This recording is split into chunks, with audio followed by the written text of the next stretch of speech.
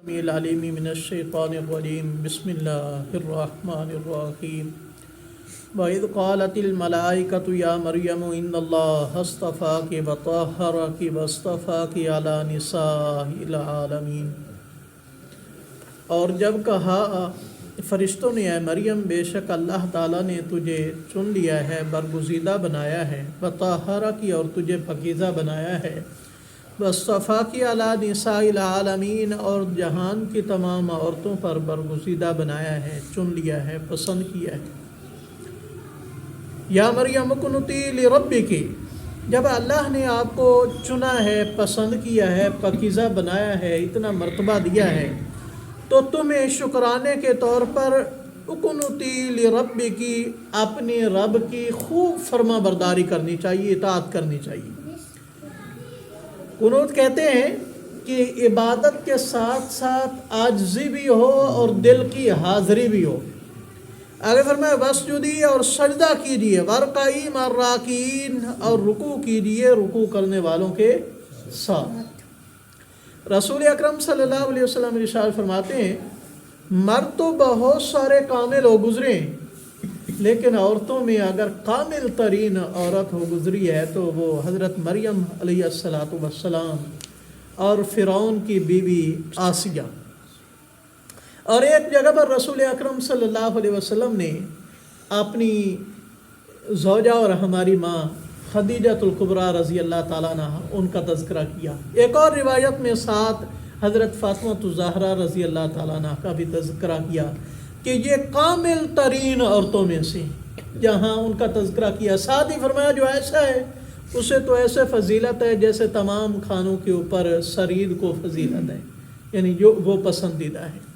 تو یہ کامل ترین عورتوں میں سے، ان کامل ترین عورتوں کو بھی حکم یہ ہے کہ اپنے رب کی کیا کریں؟ اطاعت، سجدہ کریں، نماز پڑھیں۔ یہ چونکہ بیت المقدس میں رہتی تھی، ساتھ ان کا اجرا تھا، یعنی جب وہ ان کی جماعت ہو وہ نماز پڑھیں، یہ بھی ساتھ کیا ہے؟ نماز پڑھیں۔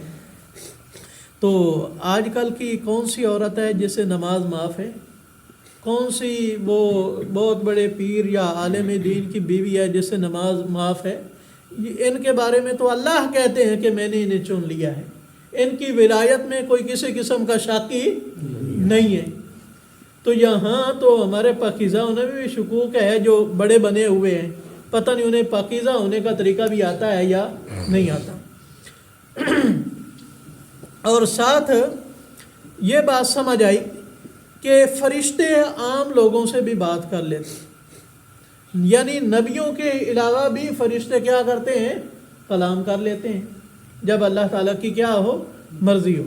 لیکن وحی والا جو سلسلہ ہے وہ صرف کس کے ساتھ ہے؟ نبیوں کے ساتھ ہے۔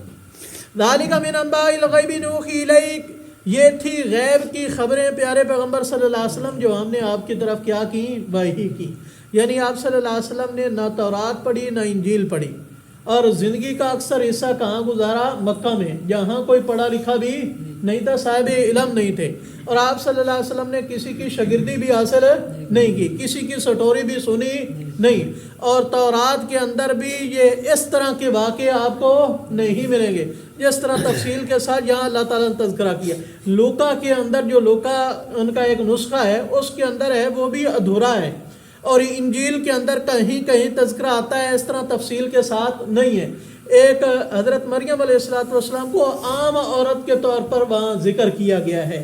یہ قرآن پاک کی ایک فضیلت ہے، ایک شان ہے کہ اس نے ان کو کیا دیا ہے؟ مرتبہ دیا ہے۔ انہوں نے اس کی فضیلت کو کیا کیا ہے؟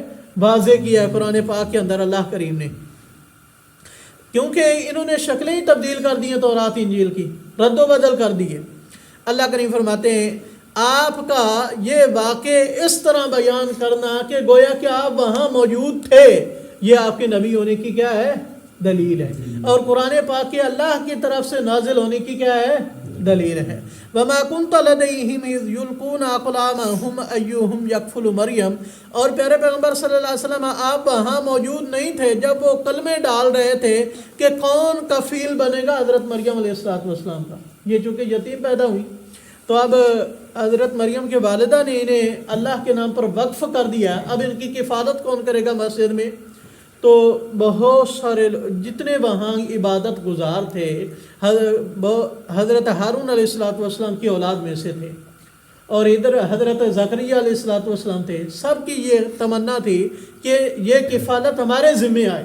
جھگڑا ہو گیا تو یہ فیصلہ ہوا کہ نہر کے اندر، نہر اردن میں ڈالتے ہیں کلمے، اور جس کی قلم ٹھہر گئی یا مخالف جانب چلی گئی وہ کیا کرے گا؟ ان کی کفالت کرے گا، اور جس کی پانی کے بہاؤ کے ساتھ بہتی چلی گئی وہ کفالت نہیں کرے گا. تو وہاں قراندازی کی گئی، کلمے ڈالی گئی، تو حضرت زکریا علیہ السلام کی قلم وہاں ٹھہر پئی، بلکہ مخالف سمت چل پڑی. یہ چونکہ ان کے حقیقی خالو بھی تھے، تو اللہ کریم فرماتے ہیں پیارے پیغمبر صلی اللہ علیہ وسلم آپ اس وقت موجود نہیں تھے، لیکن آپ نے یہ سارا واقعہ بیان کیا. آپ کے سچے نبی ہونے کی کیا ہے؟ دلیل ہے. وَمَا كُنْتَ لَدَيْهِمْ إِذْ يَخْتَصِمُونَ، اور آپ اس وقت بھی ان کے پاس موجود نہیں تھے جب وہ جھگڑ رہے تھے کہ کون کفیل بنے گا. تو اللہ کریم سے دعا ہے کہ اللہ ہمیں قرآن سمجھنے عمل کرنے کی توفیق نصیب فرمائے.